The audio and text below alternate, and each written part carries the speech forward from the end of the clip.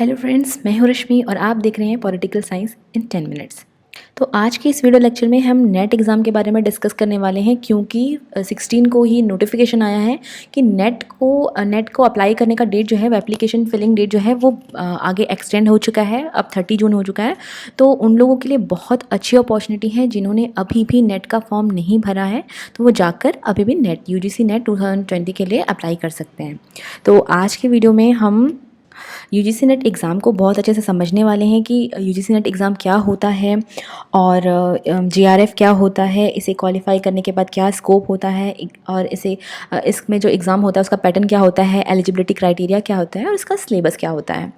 तो वीडियो शुरू करने से पहले मैं अपने बारे में बता देना चाहती हूँ। मैं अभी जीएनयू में रिसर्च स्कॉलर हूँ, पीएचडी कर रही हूँ इंटरनेशनल रिलेशंस में। और मैंने 2015 में नेट क्वालिफाई किया था और 2016 में मैंने जीआरएफ क्वालिफाई किया था। तो आइए शुरू करते हैं इस वीडियो लेक्चर को।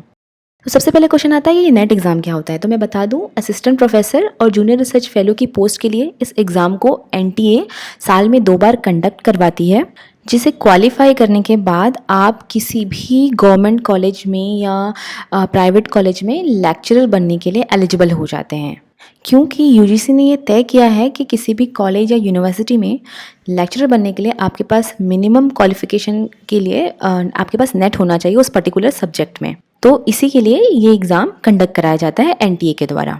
तो देखा जाए तो इसमें 2 जॉब ऑप्शन है। पहला, आप असिस्टेंट प्रोफेसर बन सकते हैं या लेक्चरर बन सकते हैं किसी भी कॉलेज में, यूनिवर्सिटी में नेट क्वालिफाई करने के बाद। और वहीं दूसरा इसमें ये होता है कि आपका रिसर्च एरिया ओपन हो जाता है। मतलब नेट क्वालिफाई करने वालों में से जो टॉप के लोग होते हैं, टॉप के 6% होते हैं, उनको जेआरएफ डिक्लेयर किया जाता है, मतलब जूनियर रिसर्च फेलो डिक्लेयर किया जाता है। और जूनियर रिसर्च फेलो होने के बाद आपको गवर्नमेंट 31,000 रुपीज़ पर मंथ सिर्फ रिसर्च करने के लिए देती है 5 सालों तक। जैसे मैं जेआरएफ हूँ तो मुझे भी ये पैसे मिलते हैं रिसर्च करने के लिए। तो आई होप अब आपको कोई कन्फ्यूज़न नहीं होगा। अब आगे चलते हैं। अब आइए हम नेट 2020 की एलिजिबिलिटी क्राइटेरिया देखते हैं। तो इसमें पहले एलिजिबिलिटी क्राइटेरिया की बात करूँ तो इसमें क्वालिफाई एग्जामिनेशन है। इसका मतलब अगर आपको नेट में अपीयर होना है तो इसके लिए आपके पास क्या मिनिमम क्वालिफिकेशन होनी चाहिए। तो इसमें ये कहता है कि आपके पास जो पोस्ट ग्रेजुएशन की डिग्री है, मतलब जो मास्टर्स की डिग्री है, उसमें आप 55% मार्क्स के साथ पास किए होने चाहिए उस एग्ज़ाम को। मतलब ये जो क्राइटेरिया है वो है यूआर एस्पिरेंट के लिए कि आपके पास मास्टर डिग्री में 55% मार्क्स होना चाहिए। और अगर आप ओबीसी, एसटी, एससी, पीडब्ल्यूडी या ट्रांसजेंडर कैटेगरी से बिलोंग करते हैं तो आपको 5% का रिलैक्सेशन मिलेगा। मतलब अगर आपका मास्टर में 50% तक मार्क्स है तो भी आप इस एग्ज़ाम में अपीयर हो सकते हैं। लेकिन यहाँ पे एक और क्राइटेरिया है उन स्टूडेंट्स के लिए जो जिनका मास्टर डिग्री अभी कंप्लीट नहीं हुआ है, जो अभी भी मास्टर डिग्री कर रहे हैं। इसका मतलब नेट के ऑफिशियल वेबसाइट में ये लिखा भी हुआ है कि अगर आप फाइनल ईयर के स्टूडेंट हैं या अभी भी आपका रिजल्ट अवेटेड है, मतलब अभी तक आपका रिजल्ट नहीं आया है, तो भी आप इस एग्ज़ाम को दे सकते हैं। तो इस तरह हम कह सकते हैं कि वो लोग भी दे सकते हैं जो एमए की पढ़ाई कर रहे हैं, और वो भी देख सकते हैं जिन्होंने एमए कर लिया है। वहीं अगर मैं एज लिमिट की बात करूं तो यहाँ पे जो जीआरएफ के लिए एज है 30 ईयर्स। मतलब अगर आप 30 ईयर तक ही जीआरएफ के लिए अप्लाई कर सकते हैं। और अगर आप OBC, ST, SC, PWD category से बिलोंग करते हैं तो आपको फिर इसमें 5 ईयर का रिलैक्सेशन मिलेगा। वहीं असिस्टेंट प्रोफेसर के लिए कोई एज लिमिट नहीं है। आप कभी भी असिस्टेंट प्रोफेसर का एग्ज़ाम फिल कर सकते हैं, कितने बार भी फिल कर सकते हैं। अब आइए नेट 2020 एग्ज़ाम के हाइलाइट्स कुछ देख लेते हैं। तो जैसे मैंने पहले ही बताया, यह एनटी के द्वारा कंडक्ट होता है और जो एग्ज़ाम का टाइप होता है वो एमसीक्यू बेस्ड होता है। पेपर 1 और पेपर 2, मतलब यहाँ पे 2 पेपर होते हैं। जो पेपर 1 होता है वो कंपलसरी हर किसी को देना होता है, चाहे वो किसी भी बैकग्राउंड से पेपर 2 क्यों ना दे रहा हो। तो ये जो पेपर होता है वो जनरल एप्टीट्यूड का पेपर होता है। और पेपर 2 जो होता है वो आप अपने मास्टर्स के सब्जेक्ट में देते हैं जिसमें आपको नेट क्वालिफाई करना है। जैसे कि मैं यहाँ पे आपको पॉलिटिकल साइंस का बता रही हूँ, तो जो पॉलिटिकल साइंस का कैंडिडेट है वो पेपर 2 में पॉलिटिकल साइंस भरेगा। वहीं अगर मोड ऑफ एग्ज़ाम की बात करूँ तो इसका जो मोड ऑफ एग्ज़ाम है वो ऑनलाइन होता है। एग्ज़ाम का ड्यूरेशन 3 घंटे होते हैं, जहाँ पे आपको कोई ब्रेक नहीं मिलता। तो लगातार आपको पेपर देना होता है यहाँ पे। और अगर मैं नंबर ऑफ़ क्वेश्चंस की बात करूँ तो यहाँ पे टोटल 150 क्वेश्चन होते हैं, जिसमें पहले पेपर के 50 क्वेश्चन होते हैं और पेपर 2 के जो होते हैं वो 100 क्वेश्चन होते हैं, जहाँ पे नो नेगेटिव मार्किंग होती है। मतलब नेट के मतलब मैं तो पर्सनली ये कहना चाहूँगी कि आप मैक्सिमम क्वेश्चन अटैम्प्ट करने की कोशिश करिए। क्योंकि यहाँ पे कोई नेगेटिव मार्किंग नहीं होती है।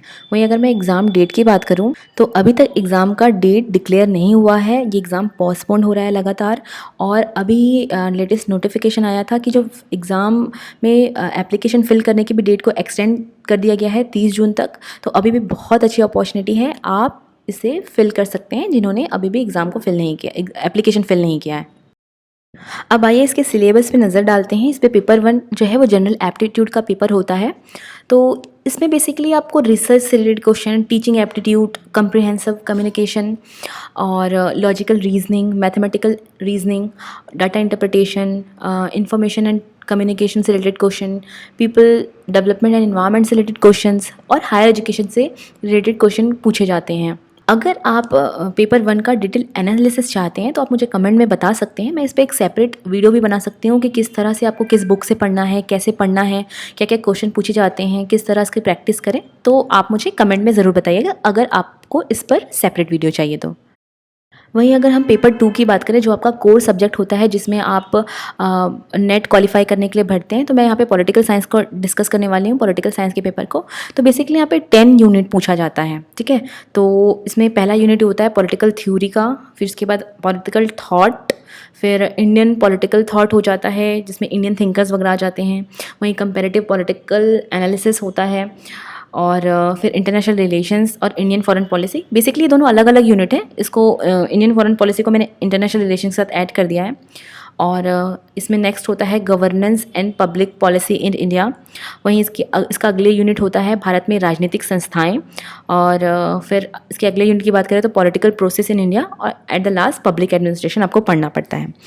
अगर आपको पॉलिटिकल साइंस के सिलेबस का डिटेल्ड एनालिसिस चाहिए, क्या पढ़ना है, कैसे पढ़ना है, कौन सी बुक प्रेफर करनी चाहिए, तो आप मुझसे कमेंट में भी ये बता सकते हैं। तो मैं इसके लिए भी आपको सेपरेट वीडियो प्रोवाइड कर सकती हूँ जिसमें मैं आपको बहुत अच्छे से गाइड कर दूँगी कि किस तरह आप नेट को क्वालिफाई कर सकते हैं, जेआरएफ को क्वालिफाई कर सकते हैं, क्या स्ट्रेटेजी हो सकती है, ठीक है।